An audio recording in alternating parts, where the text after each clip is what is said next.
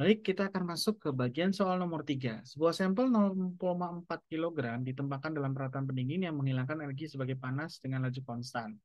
Oke, di sini menghilangkan energi sebagai panas dengan laju konstan, artinya laju energinya konstan ya. Artinya P atau dayanya itu konstan. Ini adalah masanya ya, masa dari sampelnya.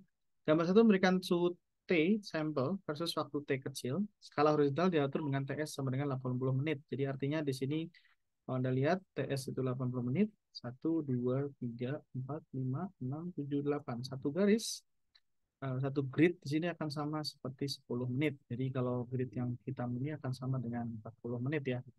Hasil 80 menit. Sampel membeku selama penghilangan energi.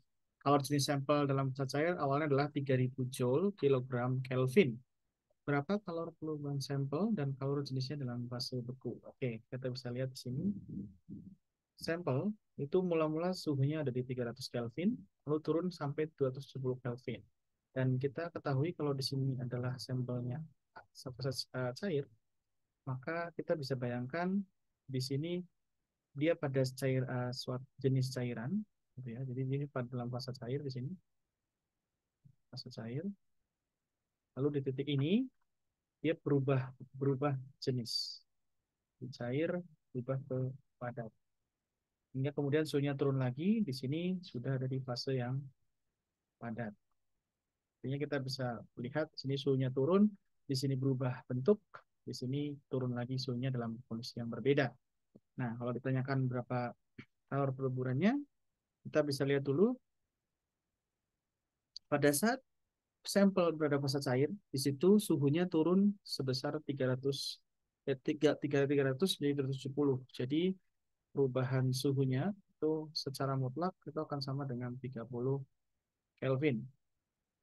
Nah, dengan massa yang sudah kita ketahui, maka kita bisa dapatkan kalor yang diserap, ya besar kalornya akan sama dengan massa sampel dikali kalor jenis sampel pada fase cair dikalikan dengan delta T. Atau kalau kita substitusi di sini 0,4 kg dikali dengan 3000 Joule kilogram kali Kelvin kali dengan 30 Kelvin. Nah, kalau kita hitung ini akan sama dengan 36.000 ya Joule.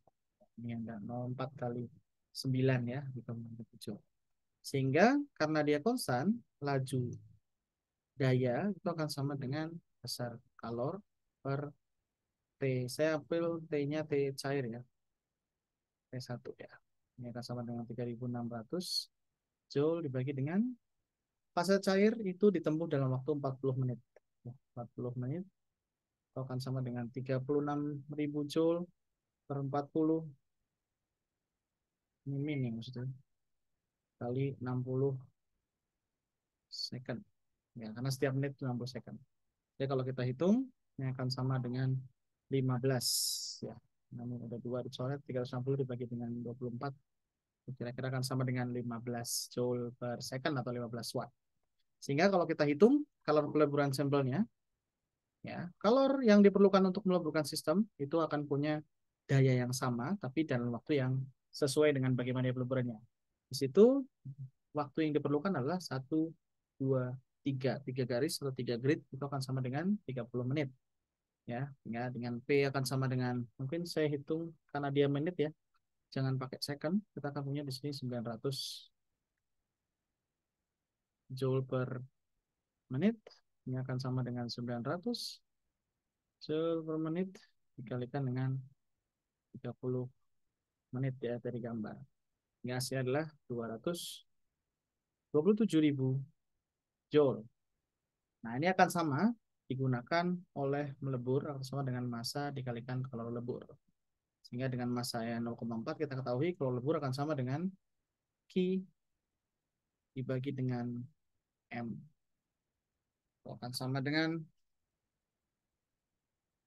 27.000 dibagi dengan 0,4 kilogram. Akan sama kira-kira 68,5 kali kilojoule per kilogram ya. Nah, bisa hitung. Begitu pula dengan kalor jenisnya dalam fase beku. Fase beku didapat artinya fasenya fase padat. Dengan cara yang sama, maka kalor jenisnya itu akan sama dengan kalor yang diperlukan dibagi dengan M kali C kali delta eh,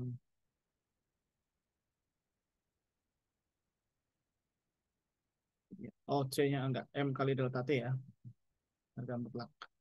Q-nya itu akan sama dengan P dikalikan dengan T kecil, ini M kali delta T besar. P-nya masih sama, ada T-nya Anda bisa lihat untuk fase padat itu berarti 20 menit. Masanya sudah diketahui, delta T besarnya berarti dari 270 sampai 250. Nah, sehingga setelah Anda substitusikan, Anda bisa dapatkan ekspresi dari kalor jenis pada saat dia padat ya. Jadi kalau saya tulis di sini mungkin C pada saat padat ya. Satunya adalah joule atau kilojoule, tergantung dari dapatkannya dibagi dengan kilogram Kelvin. Berikut pembahasan untuk nomor 3.